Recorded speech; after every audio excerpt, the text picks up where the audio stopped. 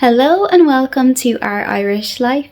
In today's video, I am making bacon and cabbage for dinner, so I thought it might be fun to bring you guys along to show you how we do it. It is a very traditional Irish dinner and I'm going to be making it the way that my grandmother Imelda has always made it.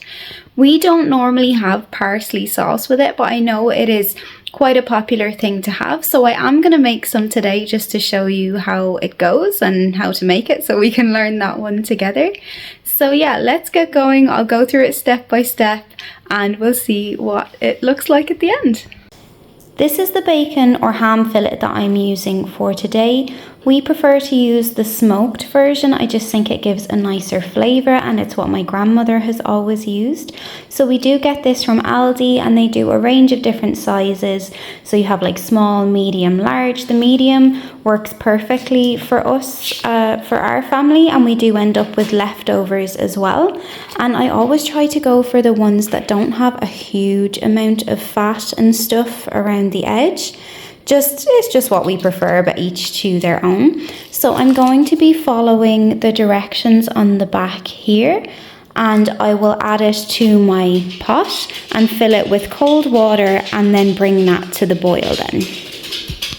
I have it in the pot there now and I've covered it with just cold tap water. So I'm going to put this on, I'm going to bring it to the boil, and then when it is boiling I'm turning it right down low and covering it with the lid, and then this will just stay simmering then for about an hour and 10 to maybe 15 minutes.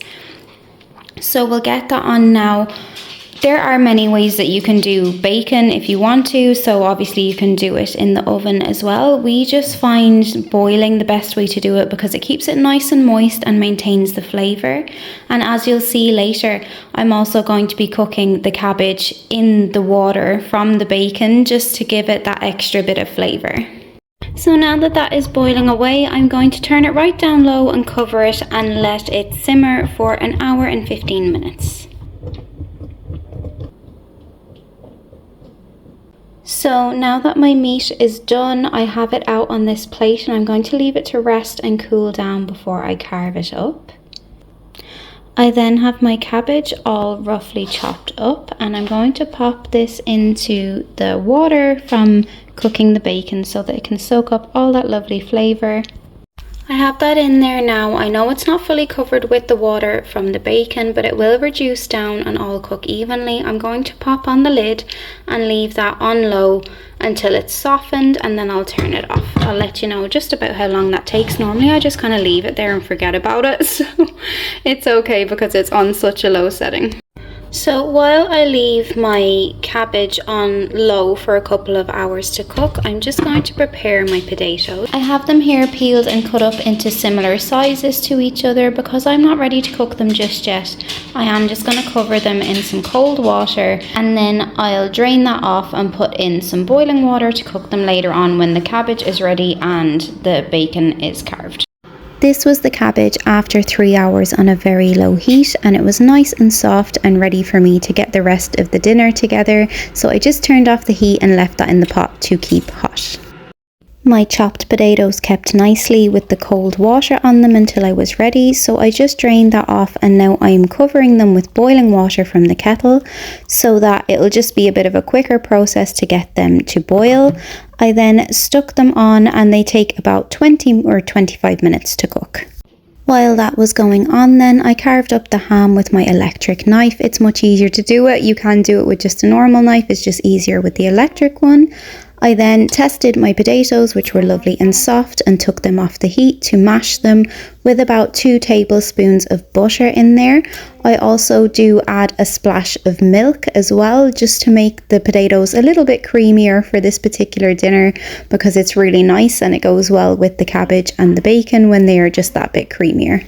The parsley sauce I used then was just a packet that I picked up from Aldi, and I was just following the instructions on the back. So I poured out the sachet into the pot and went in with half a pint of, I used full fat milk because it was just what I had. It does say semi-skimmed, but it worked well.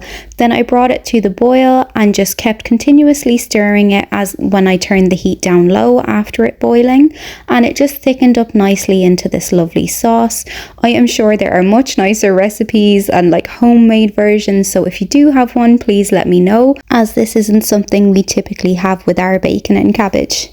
I just finished up by plating everything up, then it all came together nicely, and I have to admit this is not my favourite dinner, but the family absolutely love it, so it is a good one to have. We also added the parsley sauce, which was absolutely beautiful.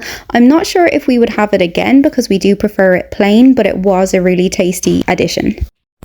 Well, that is it from us for today. We hope you have enjoyed coming along and seeing how we make our bacon and cabbage dinner. As I said, it is not one of my personal favourites, but the family do enjoy it, and it is a nice dinner to have where we don't have to make any kind of like slight tweaks to it to make it friendly for the kids or whatever it may be. The one thing we do for them is it's really nice if you like chop up the bacon and the cabbage and mix it all together in with the mash with an extra little bit of butter, and they absolutely love it. So it's a nice way to get them to eat the cabbage. It's not a ridiculously heavy flavoured cabbage, especially the spring one. It's quite a mild flavour, so it's a nice way to get them to eat it. So yeah, as always, thank you so much for coming along with us, and we hope to see you again soon for more of Our Irish Life.